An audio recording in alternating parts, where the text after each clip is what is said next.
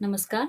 आज हम कक्षा 10वीं के भूगोल विषय के पाठ्य क्रमांक 3 पाठ का नाम निर्माण उद्योग का अध्ययन करेंगे।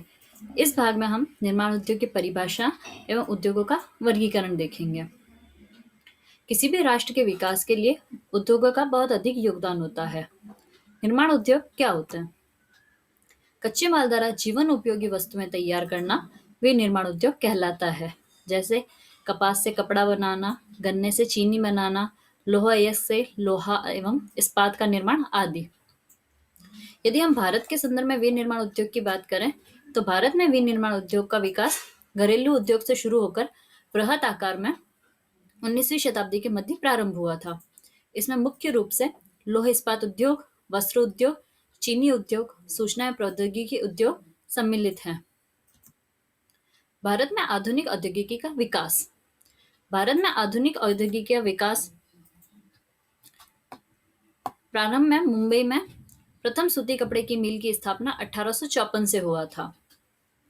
जूट का पहला कारखाना सन 1855 में कोलकाता के निकट रिश्रा नामक स्थान पर लगाया गया था।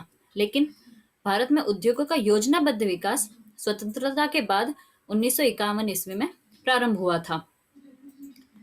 किसी भी उद्योग को स्थापित करने के लिए कई कारकों का योगदान होता है। विनिर्माण उद्योग के दो कारक हैं, भौतिक कारक एवं मानवीय कारक। भौतिक कारकों को निम्न भागों में विभाजित किया गया है, जिसमें कच्चा माल, शक्ति के साधन, जल की सुलभता तथा अनुकूल जलवायु एक प्रमुख कारक है। साथ ही मानवीय कारक में श्रमिक, बाजार, परिवहन, पूंजी व बैंक सुविधाएं तथा सरकारी नीतियां सम्मिलित हैं।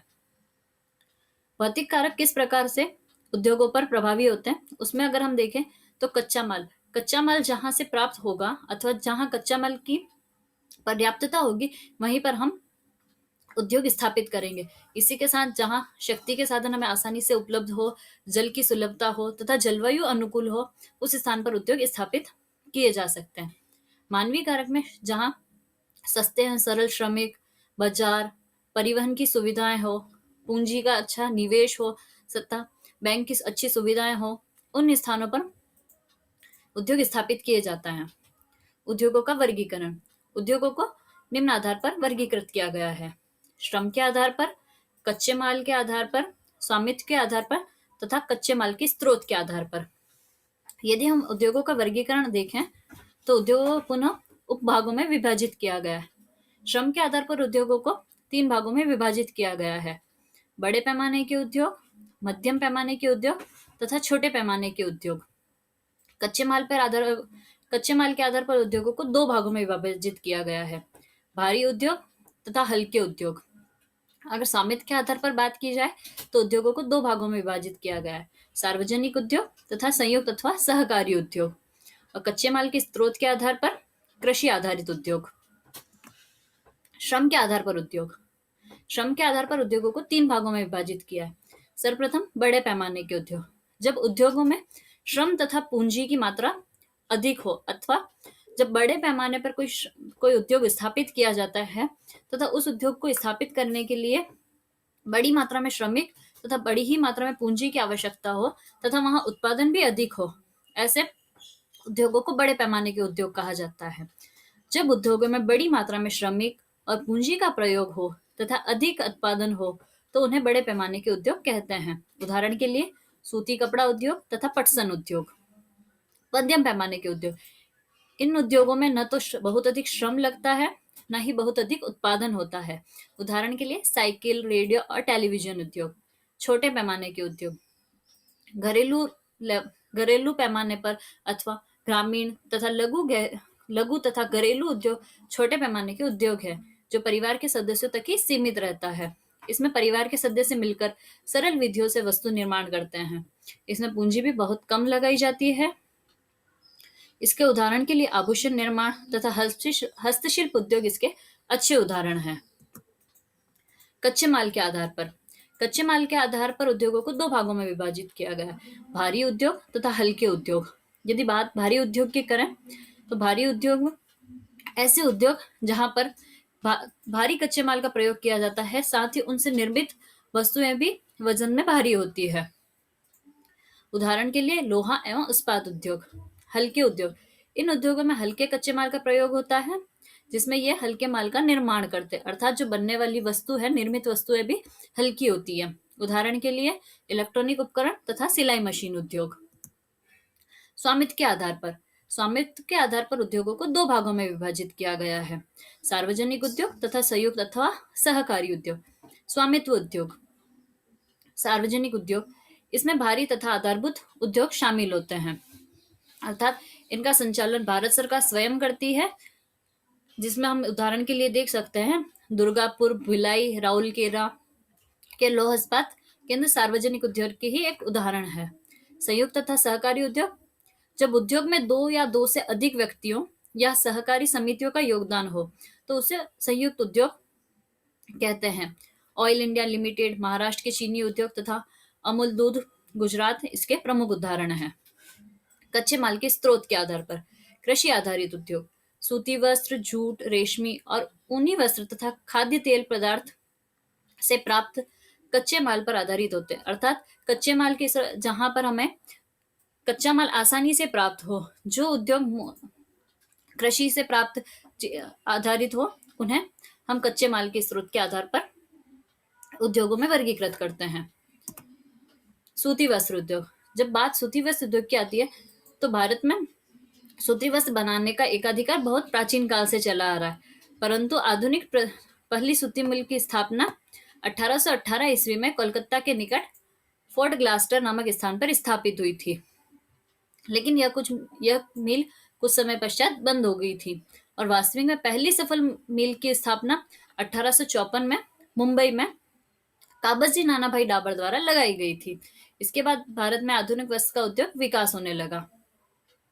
सूती वस्त्र उद्योग भारत का सबसे विशाल उद्योग है।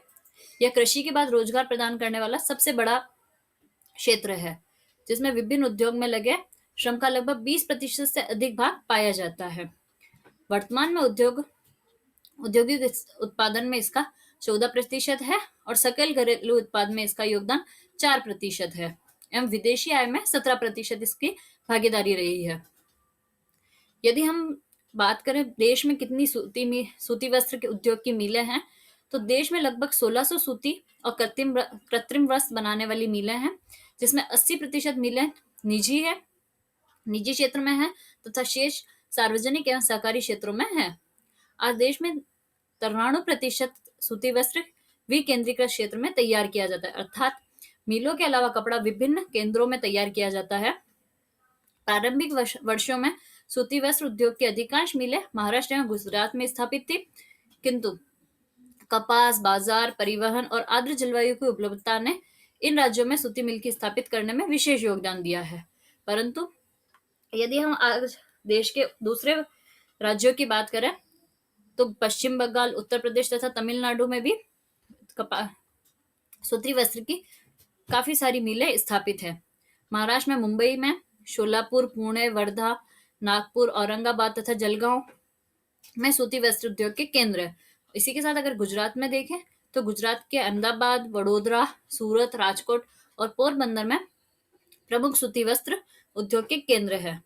पश्चिम बंगाल में हावड़ा, मुर्शिदाबाद, हुगली और श्री रामपुर प्रमुख केंद्र है। उत्तर प्रदेश में कानपुर, मुरादाबाद, आगरा और मोदीनगर प्रमुख केंद्र हैं। ग्वालियर, उज्जैन, इंदौर और देवास मध्य प्रदेश के प्रमुख सूती वस्त्र केंद्र हैं। तो इसी के साथ कोयम्बटूर, चेन्नई, मदुरै तमिलनाडु के महत्वपूर्ण केंद्र हैं। विस्तृत बाजार, परिवहन, बैंक तथा विद्युत सुविधाओं ने देश में सूती वस्त्र उद्योग के विकेंद्रीकरण को महत्वपूर्ण स्थान दिया है। संपूर्ण भारत में सूती वस्त्र उद्योग बाजार एवं कच्चे माल के वजन का खास उद्योग न होने के कारण भी इस उद्योग का राष्ट्रव्यापी विकेंद्रीकरण हुआ है। यदि हम भारत में सूती वस्त्र केंद्र देखें तो वो इस प्रकार से हैं: मुरादाबाद, नागदा, ग्वालियर, इंदौर, अहमदाबाद, राजकोट, पोरबंदर, पुणे, औरंगाबाद, जलगांव, नर्मदा, मदुरई, कोयम्बटूर, चेन्नई आदि में ये सूती वस्त्र उद्योग का विस्तार हुआ है। सूती वस्त्र उद्योग में कई समस्याएं भी ग्रसित है, क्योंकि इनमें उत्तम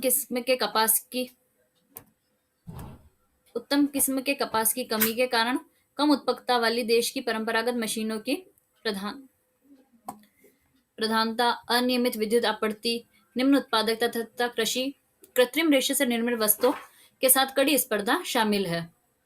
भारत में सूती कपड़ों का निर्यात मुख्यतः सिले सिलाए कपड़ों के रूप में होता है। संयुक्त राज्य अमेरिका, यूनाइटेड किंगडम, रूस, फ्रांस, यूरोप के पूर्वी देश, नेपाल, सिंगापुर, श्रीलंका एवं अफ्रीकी देश भारत सूती वस्त्र के मुख्य आयातक देश है। भारत जापान को भी सूती वस्त्र निर्यात करता है। वर्ष 2006 तथा 2007 में 36.10 करोड़ का वर्ग किलोमीटर कपड़ा भारत में तैयार किया गया है। धन्यवाद।